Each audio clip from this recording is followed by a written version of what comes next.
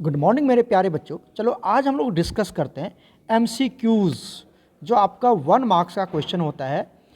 और आज हम डिस्कस करेंगे chapter 1, that is solution. Chapter में जितने भी पॉसिबिलिटी बनता है एमसीक्यू आने का, वो सब को आज हम डिस्कस करेंगे।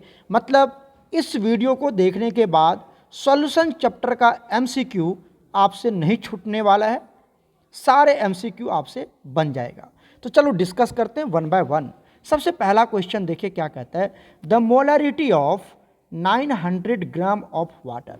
900 ग्राम ऑफ वाटर का मोलरिटी कैलकुलेट करना है। देखो आपको क्या दिया हुआ है, वाटर दिया हुआ है, राइट। ये तो वाटर है। सबसे पहले इसका हम गिवन मास कैलकुलेट करते हैं। गिवन मास कैलकुलेट क्या करना है, आपको दिया हुआ है। गिवन मास कितना दिया हुआ बच्चा, ये दिया हुआ है 900 ग्राम, ठीक है। और अगर मैं इसकी मॉलिक्यूलर मास की बात करूं या मोलर मास की बात करूं तो ये कितना होता है, 18 ग्राम होता है, राइट। तो सबसे पहले यहां से हम कैलकुलेट कर लेते हैं number of moles of water. Number of moles of water क्या होता है, given mass upon molar mass. ये तो पता है। गिवन मास का वैल्यू कितना है, 900 ग्राम, डिवाइडेड बाय मोलर मास कितना है, 18। तो जब आप इसको डिवाइड करेंगे तो ये वैल्यू आ जाएगा आपको 50 मोल्स। कितना आ जाएगा, 50 मोल्स। मतलब 50 मोल्स आपके पास क्या है, वाटर है। ये तो कैलकुलेट कर लिया हमने, जो डाटा दिया हुआ था। अब कहता है मोलरिटी। अगर आप मोलरिटी कैलकुलेट करना चाहते हैं तो मोलरिटी इक्वल टू होता है N upon b, number of moles of solute divided by volume of solution in litre. पता ही होगा आपको, है ना। तो sir number of moles of solute तो निकाल लिया हमने, कितना निकाल लिया, 50। अब मुझे क्या निकालना है, हमें निकालना है वॉल्यूम। वॉल्यूम कैसे निकालेंगे, चलिए वॉल्यूम निकालने के लिए यहाँ पर आपको एक टर्म जानना जरूरी है कि जो डेंसिटी होता है, density of water, density of water होता है 1 ग्राम पर ml। 1 ग्राम पर ml। इसका मतलब क्या हुआ, 1 ग्राम पर ml का मतलब हुआ कि आपके पास 1 ग्राम डिवाइडेड बाई 1 ml है, तभी तो 1 ग्राम पर ml आएगा ना। इसको डिवाइड करोगे, मतलब क्या हुआ यहाँ से कि 1 ग्राम कितने के बराबर है, 1 ml के बराबर है। ये आपको कंसेप्ट लेके चलना होगा कि 1 ग्राम 1 ml के बराबर होता है in the case of water, in the case of water.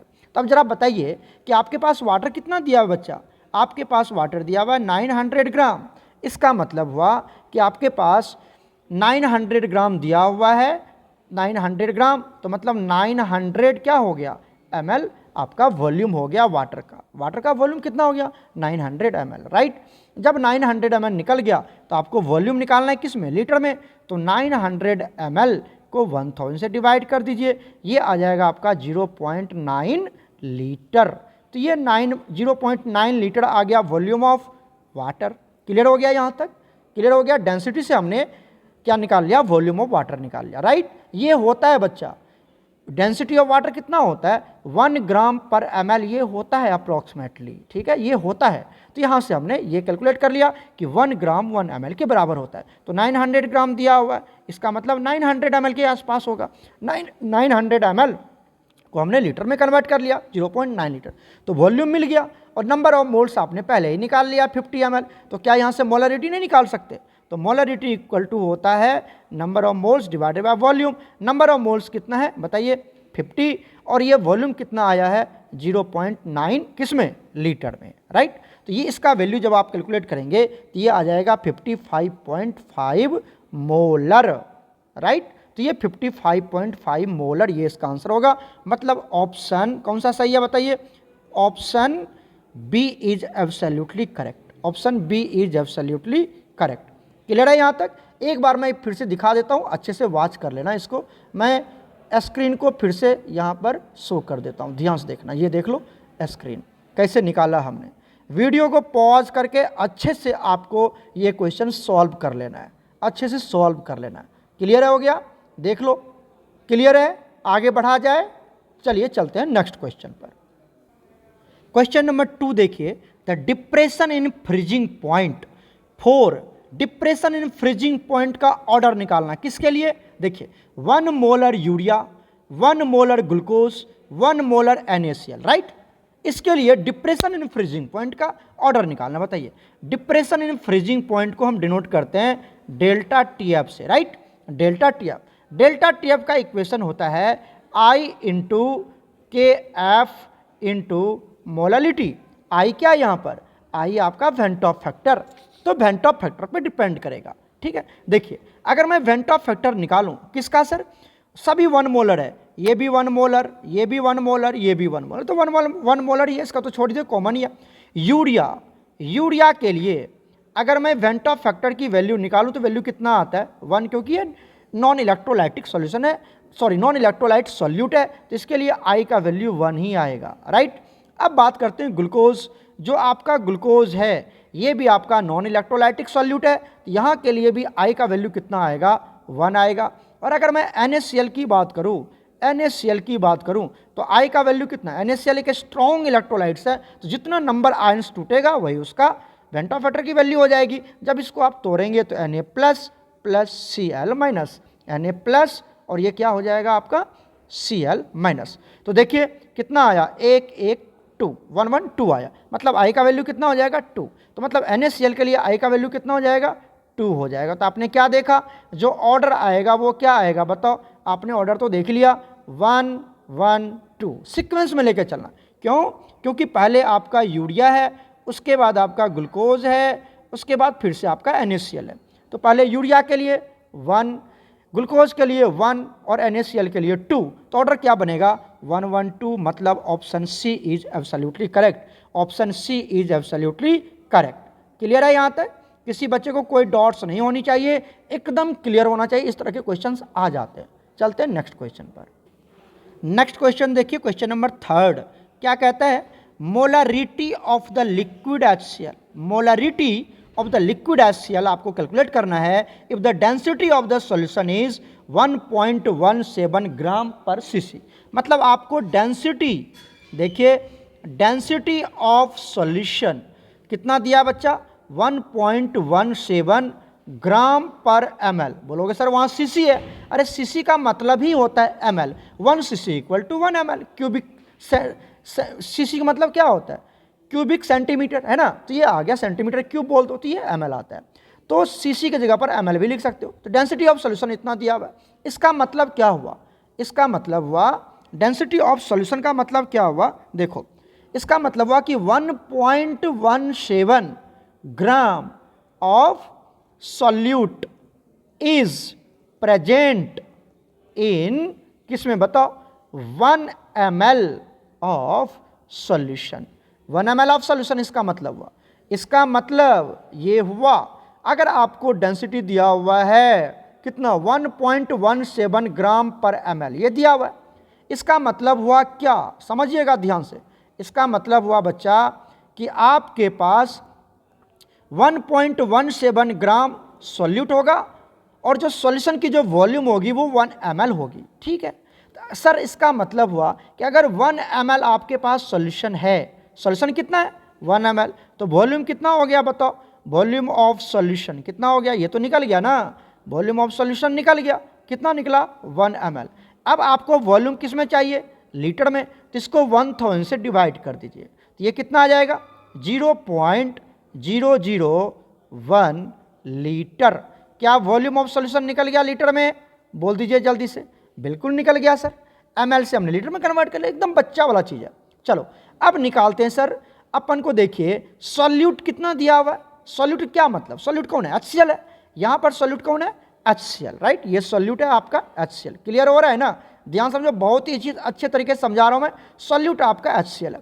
अब ये इसका गिवन मास है 1.17 ग्राम, मतलब ये गिवन मास है, तो क्या मैं इसका number of moles of HCl निकाल सकता हूँ, कैसे निकालते हैं, given mass upon molar mass. तो जरा बताओ number of moles of HCl कैसे, नहीं गिवन मास कितना है 1.17 और मोलर मास HCl का, क्लोरीन का मास 35.5 और H है तो 1 कितना हो जाएगा 36.5 हो जाएगा। क्लियर है, तो जब इसको आप कैलकुलेट करेंगे तो number of moles of HCl ये कितना निकल जाएगा 0.032 आ जाएगा।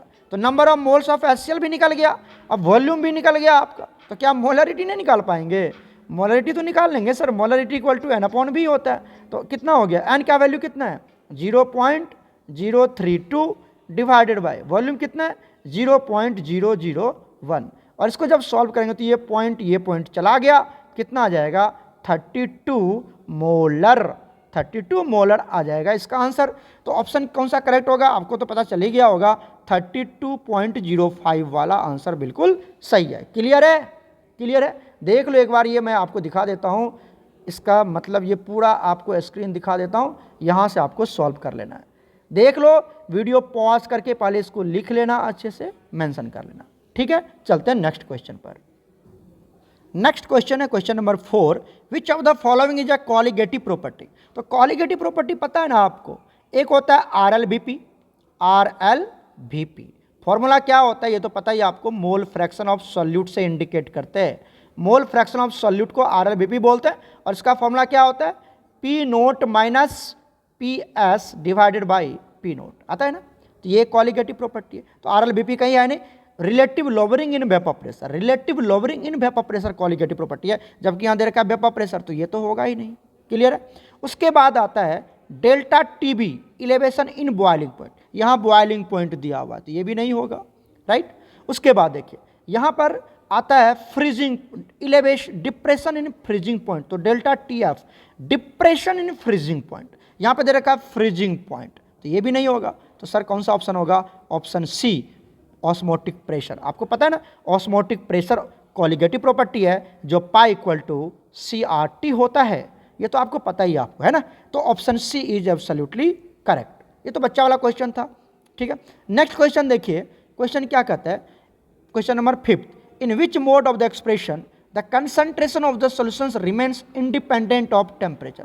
मतलब कौन सा कंसंट्रेशन टर्म टेम्परेचर पे डिपेंड नहीं करता है। तो टेम्परेचर पे डिपेंड वो टर्म नहीं करेगा जो सिर्फ मास वाला टर्म होगा। क्यों?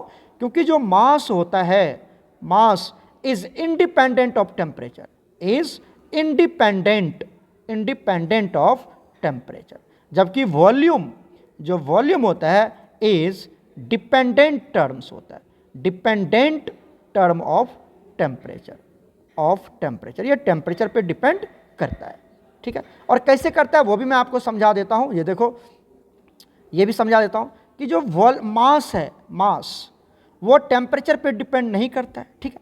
लेकिन जो वॉल्यूम है वो inversely proportional to, directly proportional to temperature होता है। टेम्परेचर बढ़ाते हैं तो वॉल्यूम बढ़ जाता है, ठीक है, इस तरह से। तो ये डिपेंड करता है और ये डिपेंड नहीं करता है। तो मास वाला टर्म कौन है, molality.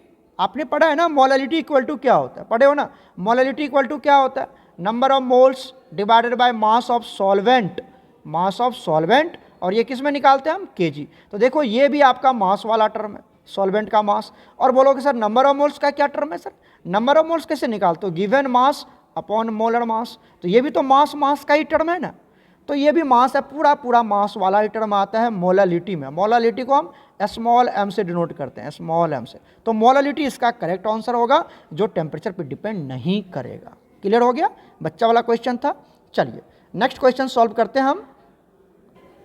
Next question number 6, in aqueous solution of glucose is allowed to freeze. कहता है अगर एक ग्लूकोज के सॉल्यूशन को, ग्लूकोज के एक्वस सॉल्यूशन मतलब ग्लूकोज है प्लस वाटर है, ग्लूकोज है, ठीक है, प्लस क्या है, वाटर है। तो ये एक सॉल्यूशन बना लिया गया, ये एक सॉल्यूशन है आपका, ठीक है।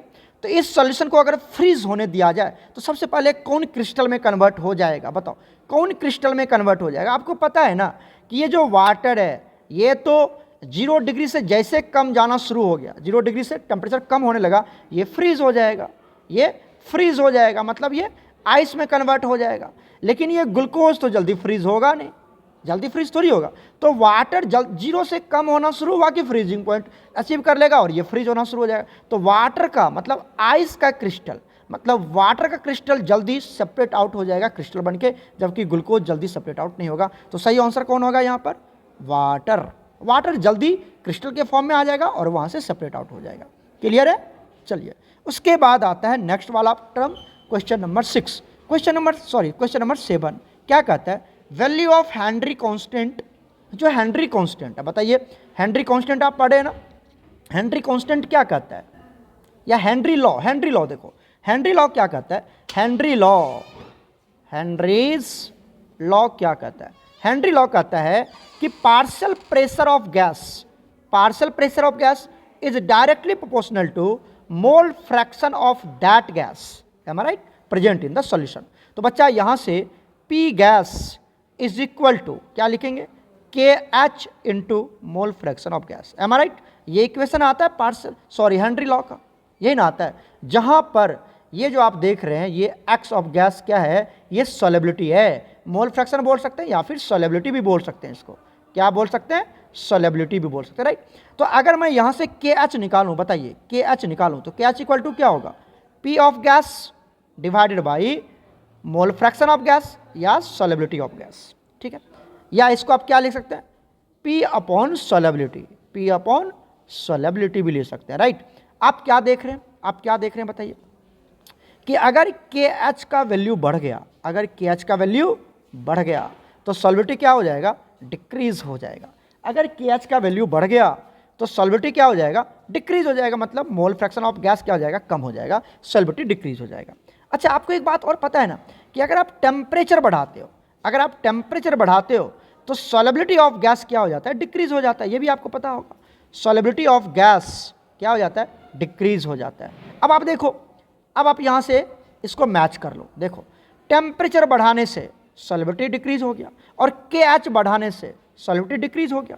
इसका मतलब अब देखो यहाँ भी सॉलिबिलिटी डिक्रीज हो रहा है, यहाँ भी सॉलिबिलिटी डिक्रीज हो रहा है। इसका मतलब ये हुआ कि ये जो के एच है वो टेम्परेचर पर डिपेंड करेगा, डायरेक्टली प्रोपोर्शनल, क्योंकि के एच बढ़ा तो सॉलिबिलिटी घट गया, टेम्परेचर बढ़ा तो सॉलिबिलिटी घट गया। इसका मतलब हुआ कि अगर टेम्परेचर बढ़ाएंगे तो के एच का वैल्यू बढ़ जाएगा। तो याद रखिएगा, टेम्परेचर बढ़ाने से के एच का वैल्यू क्या हो जाता है? बढ़ जाता है, एंड सॉलिबिलिटी क्या हो जाता है? डिक्रीज हो जाता है। सॉलिबिलिटी ऑफ गैस क्या हो जाएगा? डिक्रीज कर जाएगा। ये वाला टर्म आपको हमेशा याद रखना है, राइट, क्लियर है। यहाँ पर क्या हो जाएगा? हेनरी कांस्टेंट जो है अगर आप वो इंक्रीज हो जाएगा कब? जब आप टेम्परेचर को इंक्रीज करेंगे। तो इंक्रीज इन टेम्परेचर के एच का वैल्यू भी क्या कर जाएगा? इंक्रीज कर जाएगा। पता चला, अगर आप टेम्परेचर इंक्रीज करते हैं तो के एच का वैल्यू इंक्रीज कर जाएगा। ये हमने अच्छे से आपको प्रूव करने की कोशिश करी है इस दोनों इक्वेशन की मदद से, राइट, क्लियर है। चलते हैं नेक्स्ट क्वेश्चन पर। नेक्स्ट क्वेश्चन नंबर 8 देखिए क्या कहता है? Solubility of gas in a liquid, मतलब हेनरी लॉ के आसपास घूम रहा है ना। Solubility of gas in a liquid decreases with rise in temperature. तो बात सही है, अगर टेम्परेचर बढ़ाओगे तो सॉलिबिलिटी ऑफ गैस क्या हो जाता है? कम हो जाता है। अभी तो बताया था हमने, बिकॉज द डिसोल्यूशन इज, ये जो डिसोल्यूशन है मतलब वो डिजोल्व नहीं हो रहा है। ऐसा क्यों हो रहा है? देखो, जब आप वाटर को, ठीक है, सॉरी, जब कोई गैस को किस में ऐड कर रहे हैं आप? किस में ऐड कर रहे हैं? पानी में ऐड कर रहे हैं। किस में ऐड कर रहे हैं? वाटर में ऐड कर रहे हैं। तो श्योर है कि ये जो आपका गैस है और ये जो आपका वाटर है, ये दोनों आपस में बॉन्ड बनाने के लिए सोचेगा, तभी तो डिसॉल्व होगा ना। अगर तुम किसी से दोस्ती कर रहे हो तो उसके साथ बॉन्ड बनाना पड़ेगा ना, तभी तो दोस्ती होगी। अगर तुम किसी से दूर जाना चाहते हो तो बॉन्ड तो ब्रेक करना पड़ेगा। यहाँ पर दोस्ती होगी, बॉन्ड बनेगा किसके बीच में? गैस और वाटर के बीच में। और जब बॉन्ड बनता है, आपको पता है कि अगर बॉन्ड बनेगा A+B, मतलब ये गैस है ना, और ये आपका वाटर है, ठीक है। तो इसके बीच में जब बॉन्ड बनेगा तो ये क्या बनाएगा? AB बनाएगा, सॉल्यूशन बनाएगा। तो इसके बीच में जब भी बॉन्ड बनेगा तो एनर्जी रिलीज होगा। जब भी बॉन्ड बनता है तो एनर्जी रिलीज होता है। अगर मान लो आप किसी के साथ दोस्ती करना चाहते हो तो आपको अपना ईगो साइड रखना पड़ेगा, वहाँ पे आपको गर्मी नहीं दिखाना पड़ेगा, आपको अपनी ईगो साइड रखनी पड़ेगी कि ये नहीं कि हम डीएम के बेटा, हम एसपी के बेटा, दोस्ती क्यों करेंगे। मतलब आपको अपनी ईगो साइड रखना, एनर्जी रिलीज करना पड़ेगा कि हम कुछ नहीं है। तो मतलब एनर्जी रिलीज होता है, ये एक्सोथर्मिक होगा। क्या होगा? एक्सोथर्मिक होगा। ये वाली बात समझ में आई? एक्सोथर्मिक, यहाँ पर एनर्जी रिलीज होता है। जब कोई बॉन्ड बनाता है तो एनर्जी रिलीज होता है। दूसरी बात, क्या सर ये रिवर्सेबल होगा कि इरिवर्सिबल होगा? देखो, अगर कोई गैस को आपने पानी में डिसॉल्व कर दिया, ठीक है, मान लो कि 0 डिग्री पर, मान लो 0 डिग्री सेल्सियस पर कोई गैस डिसॉल्व हो गया, इसमें ये गैस बी में डिसॉल्व हो गया। अगर आप टेम्परेचर बढ़ाओगे, टेम्परेचर बढ़ा दिया, 0 से चले गए 5 पे, 10 पे, 50 पे, तो क्या ये गैस उसी में डिसॉल्व रहेगा कि बाहर निकल जाएगा? बाहर निकल जाएगा। मतलब जब आप टेम्परेचर बढ़ाएंगे तो ये गैस जो डिसॉल्व था वो फिर से बाहर आ जाएगा। मतलब ये रिवर्सिबल प्रोसेस है। तो मतलब एक्सोथर्मिक होगा एज वेल एज रिवर्सिबल होगा, तो option B is correct. Clear है ना? क्लियर है ना बच्चा? अच्छे से लर्न करना इसको। चलते हैं नेक्स्ट क्वेश्चन पर। नेक्स्ट क्वेश्चन देखिए, क्वेश्चन नंबर 9। ठीक है, क्या कहता है? क्वेश्चन कहता है कि aquatic animals are more comfortable in cold water than the warm water. Cold water में एक्वाटिक एनिमल्स बहुत ही सेफ महसूस करता है, बहुत ही अच्छे से रहता है, उसे कोई टेंशन नहीं होता। ऐसा क्यों? क्योंकि कोल्ड वाटर में टेम्परेचर कम होगा। आपको पता है इन कोल्ड वाटर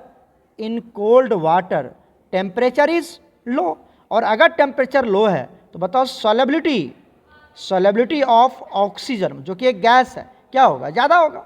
तो अगर टेम्परेचर कम है तो ऑक्सीजन गैस उस वाटर में ज़्यादा प्रेजेंट होगा, और मछलियाँ को या फिर जो एक्वाटिक एनिमल्स है उसको आराम से ऑक्सीजन मिलेगा, क्योंकि ऑक्सीजन गैस ज़्यादा प्रेजेंट होगा वाटर में, है ना।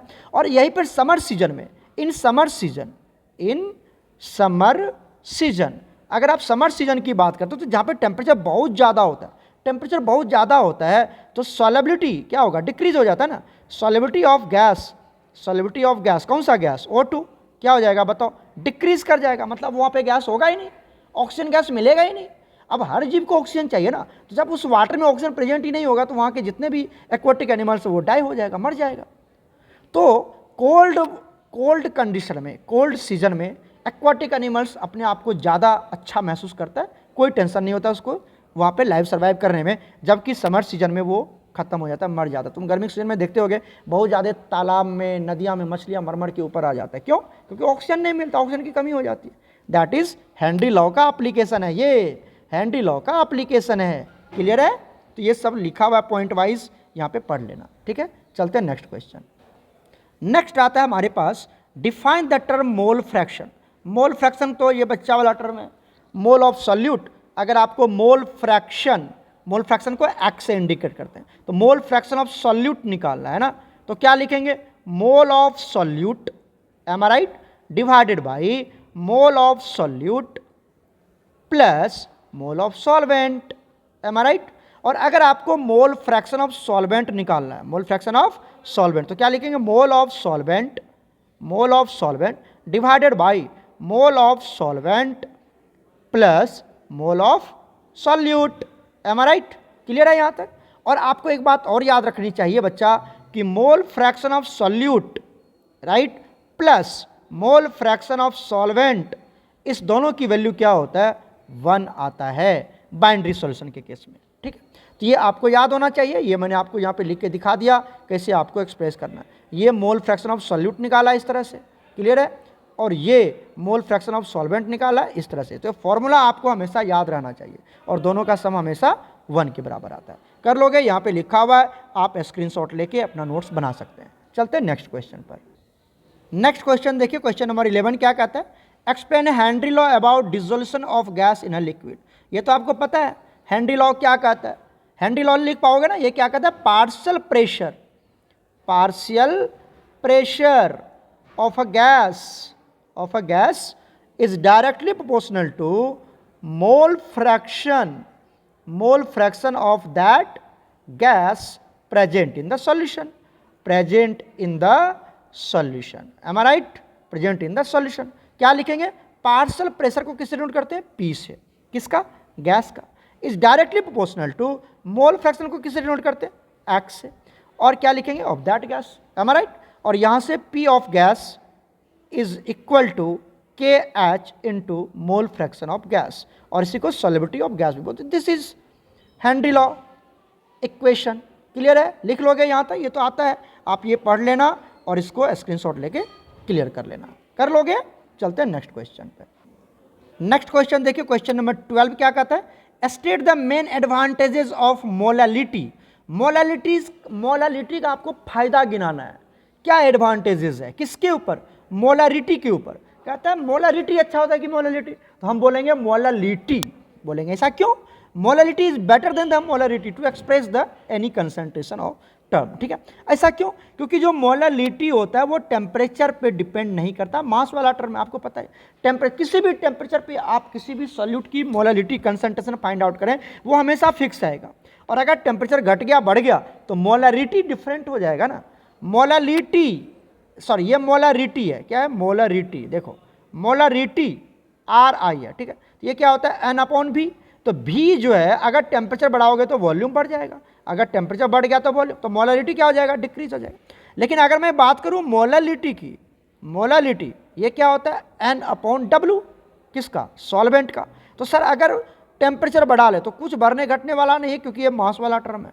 तो यहाँ पर आपको एक्यूरेसी मिलेगा, एक्यूरेसी मिलेगा, एग्जैक्ट वैल्यू मिलेगा, एग्जैक्ट आंसर मिलेगा, एग्जैक्ट कैलकुलेशन मिलेगा, ठीक है, मोलरिटी के केस में। लेकिन मोलरिटी के केस में एग्जैक्ट कैलकुलेशन नहीं आएगा आपको, ठीक है। इसलिए molarity is better than the molarity, molarity is better than. Clear है ना। चलते हैं नेक्स्ट क्वेश्चन पर। नेक्स्ट क्वेश्चन देखिए, question number 13। An azeotropic mixture of two liquids, दो लिक्विड का एजोट्रोपिक मिक्सचर बनाया गया, बात सही है। Has a boiling point higher than each of the two liquids. कहता है एक सॉल्यूशन एजोट्रोपिक मिक्सचर बनाया गया। क्या बनाया गया, एजोट्रोपिक मिक्सचर। ये एजोट्रोपिक मिक्सचर है, मैं इसे लिख रहा हूँ, ठीक है, एजोट्रोपिक मिक्सचर है। यहाँ पे कितने लिक्विड्स हैं, दो लिक्विड है, ठीक है। यहाँ पर लिक्विड ए और लिक्विड बी दोनों को मिला गया है, लिक्विड ए और लिक्विड बी दोनों को मिक्स कर दिया गया। कहता है कि मान लीजिए कि जो लिक्विड ए का बॉइलिंग पॉइंट है, लिक्विड ए का बॉइलिंग पॉइंट है वो है मान लो 80 डिग्री सेल्सियस, और लिक्विड बी का जो बॉइलिंग पॉइंट है ये आपको 90 डिग्री सेल्सियस। लेकिन जो सॉल्यूशन है, ये इजोट्रोपिक मिक्सचर जो है, इसका बॉइलिंग पॉइंट है 100 डिग्री सेल्सियस। तो कहने का मतलब हुआ कि जो एजोट्रोपिक मिक्सचर का बॉइलिंग पॉइंट है वो दोनों लिक्विड से ज़्यादा है, दोनों लिक्विड से ज़्यादा है। तो कहता है ये सॉल्यूशन क्या शो करता है। अब समझिए, अगर बॉइलिंग पॉइंट सॉल्यूशन का क्या है, ज़्यादा है, सॉल्यूशन का boiling point, if boiling point of mixture, mixture मतलब सॉल्यूशन क्या है, ज़्यादा है। अगर बॉइलिंग पॉइंट ज़्यादा है ना बच्चा, इसका मतलब है कि यहाँ पर जो ए बी इंट्रैक्शन है, ए बी इंट्रैक्शन मतलब सॉल्यूट सॉल्वेंट इंट्रैक्शन, ए मतलब सॉल्यूट मान लो, ए मतलब सॉल्यूट, अब बी मतलब सॉल्वेंट। तो ए सॉल्यूट सॉल्वेंट इंट्रैक्शन जो है वो ज़्यादा है बच्चा, ए बी का इंट्रैक्शन ज़्यादा है, तभी तो उसको बॉयल करोगे तो ज़्यादा टेम्परेचर देना पड़ेगा आपको, क्योंकि फोर्स ऑफ इंट्रैक्शन मतलब फोर्स ऑफ अट्रैक्शन, इंट्रैक्शन मतलब फोर्स ऑफ अट्रैक्शन, ठीक है। तो ए बी का जो फोर्स ऑफ अट्रैक्शन है वो बहुत ज़्यादा है, तभी तो इसका बॉइलिंग पॉइंट ज़्यादा हो गया ना। तो इसका मतलब है कि ए और बी के बीच में जो फोर्स ऑफ अट्रैक्शन है वो ज़्यादा है, किससे, ए मतलब सॉल्यूट, सॉल्यूट ए किसको माना था, सॉल्यूट को, और ए क्या है, सॉल्यूट है। तो सॉल्यूट सॉल्यूट इंट्रैक्शन एंड किससे, बी बी इंट्रैक्शन मतलब सॉल्वेंट सॉल्वेंट, बी क्या है, सॉल्वेंट। तो सॉल्वेंट सॉल्वेंट इंट्रैक्शन से सॉल्यूट सॉल्वेंट इंट्रैक्शन ज़्यादा है, तभी तो बॉइलिंग पॉइंट ज़्यादा है, क्योंकि बॉयल करने में टाइम लगा रहा है, क्योंकि फोर्स ऑफ अट्रैक्शन ज़्यादा बन गया, वहाँ पर ज़्यादा बढ़ गया फोर्स ऑफ अट्रैक्शन। और अगर बॉइलिंग पॉइंट ज़्यादा है ना बच्चा, समझिए, अगर बॉइलिंग पॉइंट ज़्यादा है तो आपको पता है जिसका बॉइलिंग पॉइंट ज़्यादा होता है उसका वेपर क्या होता है, उसका वेपर कम बनता है, और जिसका वेपर कम बना है इसका मतलब वेपर प्रेशर भी क्या होगा, कम बनेगा, वेपर प्रेशर भी कम बनेगा। आपको पता है आइडियल सॉल्यूशन में अगर वेपर प्रेशर कम बनाना, मान लो ये आइडियल सॉल्यूशन है, ये आइडियल सॉल्यूशन है ना, तो ऊपर में वेपर प्रेशर लेते थे, यहाँ पर भी वेपर प्रेशर लेते थे, यहाँ पर मोल फ्रैक्शन लेते थे, है ना, इसमें मोल फ्रैक्शन लेते थे। तो अगर वेपर प्रेशर कम आ गया, वेपर प्रेशर कम आ गया, देखो अगर वेपर प्रेशर यहीं आ गया, यहाँ नहीं आया, समझ रहे हो ना, यहाँ आ गया, यहाँ मतलब ये इस तरह से जाएगा, समझ रहे हो, ये इस तरह से जाएगा, तो ये कौन सा डेविएशन शो करेगा, निगेटिव डेविएशन। अगर वेपर प्रेशर कम आ गया तो निगेटिव, नीचे से जाएगा ना, मतलब वेपर प्रेशर कम है तो वो आइडियल सॉल्यूशन का जो लाइन है बच्चा उसे क्या होगा, नीचे से जाएगा, क्योंकि उसका वेपर प्रेशर कम है तो नीचे से जाएगा, मतलब वो निगेटिव डेविएशन शो करेगा, समझ में। और अगर वेपर प्रेशर ज़्यादा हो जाता है, वेपर प्रेशर ज़्यादा कब होता है, जब ए बी इंट्रैक्शन, ए समझ रहे हो ना, ए मतलब सॉल्यूट और बी मतलब सॉल्वेंट, अगर ए बी इंट्रैक्शन क्या है, कम है, किससे, ए से, एंड किससे, बी बी से, मतलब ये ए बी इंट्रैक्शन, ए के और बी के बीच में कोई फोर्स ऑफ अट्रैक्शन नहीं है, दोनों एक दूसरे से नफरत कर रहा है, सॉल्यूट भी एक दूसरे, सॉल्यूट और सॉल्वेंट के बीच में नफरत है, तो क्या होगा, इसको तुम बॉयल करोगे दोनों भाग जाएगा पट से, दोनों तुरंत निकल लेगा, यहाँ से तुरंत निकलेगा, मतलब इसकी बॉइलिंग पॉइंट क्या होगी, कम होगी, तुरंत वेपर बन जाएगा, तो वेपर क्या होगा, ज़्यादा बना लेगा, तो वेपर प्रेशर भी क्या होगा, ज़्यादा बना लेगा, और जिसका वेपर प्रेशर ज़्यादा होगा मतलब वो क्या शो करेगा, पॉजिटिव डेविएशन शो करेगा, पॉजिटिव। तो दोनों मैंने केस आपको समझा दिया, राइट, क्लियर है। सुनना वीडियो लेक्चर को अच्छे से, हर टर्म को एक्सप्लेन कर रहा हूँ पूरा डिटेल में जाके, कि आपको दोबारा गलती ना करें इस क्वेश्चन में अगर आ गया तो, ठीक है ना। चलते हैं नेक्स्ट क्वेश्चन। नेक्स्ट क्वेश्चन देखिए, what is isotonic solution, question number 14। Iso मतलब क्या होता है? आइसो मतलब होता है सेम। आइसो मतलब क्या होता है? सेम। आज पढ़ा हो ना, isobar, isotopes, iso electronic species, पढ़े हो कि नहीं पढ़े हो? ये आइसोबार, तो ये आइसो मतलब होता है सेम, तो जिसका सेम। और ये isotonic, hypertonic, hypotonic, osmotic pressure के केस में बात करते हैं हम, तो ये जिसका ऑस्मोटिक प्रेशर सेम हो उसको बोलते हैं आइसोटोनिक सॉल्यूशन। जिस सॉल्यूशन की ऑस्मोटिक प्रेशर सेम हो उसको बोलते हैं आइसोटोनिक। पढ़े होंगे, तो ये सिंपल सा केस था, बन जाएगा आपसे। एक क्वेश्चन और सॉल्व करते हैं हम लोग, क्वेश्चन नंबर 15। क्वेश्चन नंबर 15 क्या कहता है? देखो कि क्वेश्चन नंबर 15 कहता है 1 मोल ऑफ लिक्विड ए, एक लिक्विड है ए, वो 1 मोल है, लिक्विड बी भी है जो 2 मोल है, दोनों को मिला करके जब मिलाया गया तो वो अपना टोटल वेपर प्रेशर क्रिएट किया 40 टोर के आसपास। बहुत ही जबरदस्त क्वेश्चन है, ठीक है। कहता है the vapour pressure of pure A and pure B दे रखा है 45 torr and 30 torr respectively. The above solution is, क्या शो करेगा? देखो इसको बना रहे, अच्छे समझना बच्चा, बहुत ही जबरदस्त क्वेश्चन है। मतलब जो लिक्विड ए है वो कितना है? 1 मोल है। कितना मोल है बताओ? 1 मोल, ठीक है। लिक्विड बी कितना मोल है सर? 2 मोल है, दिया है क्वेश्चन में, ठीक। तो यहां से बताओ टोटल मोल कितना आ गया? चलो कोई बात नहीं, सबसे पहले हम निकाल लेते हैं यहां से मोल फ्रैक्शन। मोल फ्रैक्शन किसे नोट करते हैं हम? एक्स से। तो mole fraction of liquid A, mole fraction of liquid A क्या निकालते हैं? Mole of A by mole of A plus mole of B, am I right? तो मोल ऑफ ए कितना है? 1, और ये कितना हो जाएगा? 1 + 2, कितना आ जाएगा? 1/3। यहां तक क्लियर है? नोट करते जाना, ठीक है। उसी तरह से mole fraction of B calculate कर लेते हैं। क्या लिखते हैं? Mole of B divided by mole of B plus mole of A. क्या हो जाएगा बच्चा? कितना है? 2 डिवाइडेड बाय 2 + 1, कितना आ गया? 2/3 आ गया। क्लियर हो गया? मोल फ्रैक्शन ऑफ ए भी मिल गया, मोल फ्रैक्शन ऑफ बी भी मिल गया। यहां तक नोट कर लिया? करते जाना, मैं पेज आगे स्लाइड कर रहा हूं, ठीक है। अब आइए, अब आप पढ़े हो कि हेनरी लॉ, हेनरी लॉ नहीं sorry, Raoult's law, according to Raoult's law, Raoult's law के अकॉर्डिंग हम पढ़े हैं कि P A is equal to P naught A into mole fraction of A. उसी तरह से आपने क्या पढ़ा है? आपने पढ़ा है P B is equal to P naught B into mole fraction of B, am I right? तो चलो वैल्यू पुट करते हैं यहां से। आप एक बात देखेंगे यहां पर, क्वेश्चन को ध्यान से देखना, आपको यहां पर प्योर फॉर्म में भी दिया हुआ है कि वेपर प्रेशर ऑफ प्योर ए कितना दिया हुआ है? ये दिया हुआ है 45, ओके। और यहां पर प्योर बी, कलर चेंज कर रहा हूं मैं, ध्यान से सुनना, प्योर बी कितना दिया हुआ है? 30 टोर, ठीक है ना। बी के लिए 30 और ए के लिए 45। तो सबसे पहले हम निकाल लेते हैं पी ए। बताओ पी ए कितना निकलेगा? बताओ पी नोट ए, जो ये प्योर है तो पी नोट, नोट तब लगाते हैं जब प्योर होता है, तो कितना दिया हुआ है? 45, ठीक है। तो यहाँ पर 45 पुट कर देते हैं, 45 इंटू, बताओ एक्स ए का वैल्यू कितना आया था अभी? मोल फ्रैक्शन ऑफ ए कितना आया? 1/3। तो यहाँ लिख देते हैं 1/3। तो इसको जब कैलकुलेट करोगे तो कितना आएगा? 15 टोर आ जाएगा। ये क्या आ जाएगा? 15 टोर। तो वेपर प्रेशर ऑफ ए कितना आ गया? 15 टोर आ गया। क्लियर है? उसी तरह से बच्चा कैलकुलेट कर लो तुम। क्या कैलकुलेट कर सकते हैं हम? बताइए। पी बी कैलकुलेट कर सकते हैं। तो पी बी इक्वल टू कितना हो जाएगा? P naught B, P naught B कितना है? देखो 30, पी नोट बी 30 है ना बी के लिए, into 2/3। Mole fraction of B कितना आया? 2/3 आया ना, देख लो ऊपर, 2/3 बिल्कुल आया। तो यहाँ से 3 कट गया, 10, कितना आ गया? पी ऑफ बी कितना आ गया?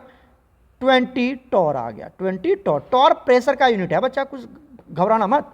अब बताओ, तो अगर मैं पी टोटल निकालूं, पी टोटल कौन सा?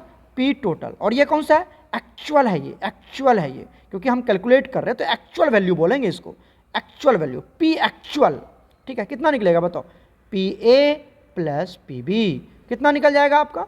पी ए का वैल्यू है 15 + 20, कितना निकल गया? 35 टोर। क्लियर हो गया? 35 टोर निकल गया, ये भी निकल गया। और पी ऑब्जर्व्ड, पी ऑब्जर्व जो आपको दिया हुआ है, जो आपको क्वेश्चन में दिया हुआ है, कितना दिया बताओ तो? कितना दिया हुआ है? 40 टोर। दिखा, ये देखो, ये देखो, ये देखो, यहाँ से मैं दिखाता हूँ आपको। पी जो ऑब्जर्व्ड वाला वैल्यू है। जब ए को और बी को मिक्स किया गया था उस समय जो टोटल वेपर प्रेशर था 40 टॉर, ये आपका पी ऑब्जर्व्ड है। कितना दिया हुआ है? 40 टॉर दिया हुआ है। M I right? ये पी ऑब्जर्व्ड है, जो क्वेश्चन में दिया है ना ऑलरेडी वो ऑब्जर्व है, और जो हमने कैलकुलेट किया वो एक्चुअल है जो कैलकुलेट कर रहे हैं। अब आप समझिए कि अगर आपका यहां पे नोट करना, इफ पी एक्चुअल एक्चुअल का स्पेलिंग गलत हो गया क्या? कोई बात नहीं, पी एक्चुअल जो आपने कैलकुलेट किया, या पी कैलकुलेटेड भी बोल सकते हैं आप इसको, पी कैलकुलेटेड भी बोल सकते हैं, is less than P observed. P observe मतलब जो आपको गिवन है। अगर ऐसा होता है तो ये क्या शो करेगा बच्चा? निगेटिव। अगर पी एक्चुअल कम हो गया तो निगेटिव डेविएशन शो करेगा, सो इट विल शो ऐसा नॉन आइडियल सॉल्यूशन। अगर दोनों इक्वल आ जाता तो, अगर दोनों इक्वल आ जाता तो क्या होता? आइडियल होता। और अगर कम आ गया तो क्या होगा? नॉन आइडियल हो गया। अगर ग्रेटर भी आ गया तो नॉन आइडियल, और निगेटिव में कम आ गया तो negative deviation. So it is non ideal solution, non ideal solution है, ठीक है। और नॉन आइडियल सॉल्यूशन विथ कैसा? निगेटिव डेविएशन है, ये निगेटिव डेविएशन। क्लियर है यहां तक? निगेटिव डेविएशन है। तो बच्चा अगर P actual not equal to मतलब लेस है तो निगेटिव हो जाएगा, ग्रेटर भी होगा तो नॉन आइडियल तो बनेगा ही, चाहे ग्रेटर हो या लेस हो। नॉन आइडियल अगर इक्वल टू आएगा तब आइडियल होगा, ठीक है। पी एक्चुअल और पी ऑब्जर्व अगर इक्वल आ गया तो आइडियल, लेस आ गया या ग्रेटर आ गया तो नॉन आइडियल, और लेस आ गया तो नॉन आइडियल में भी निगेटिव, और ग्रेटर आ गया तो पॉजिटिव डेविएशन। क्लियर हो गया ना? कर लोगे ना? तो सो निगेटिव डेविएशन। क्लियर हो चुका है? तो आज हम 15 तक ही रखते हैं, बाकी जो नेक्स्ट क्वेश्चन है इसका वीडियो लेक्चर में आपको अगले लेक्चर में आपको भेजूंगा, ठीक है बच्चा। तो अभी तक आप सभी बच्चे इसको मेंशन कर लेना, अच्छे से लिख लेना, फर्दर कोई डाउट्स होगा तो आप अपने सर से पूछ सकते हैं। ओके प्यारे बच्चों, गॉड ब्लेस यू ऑल।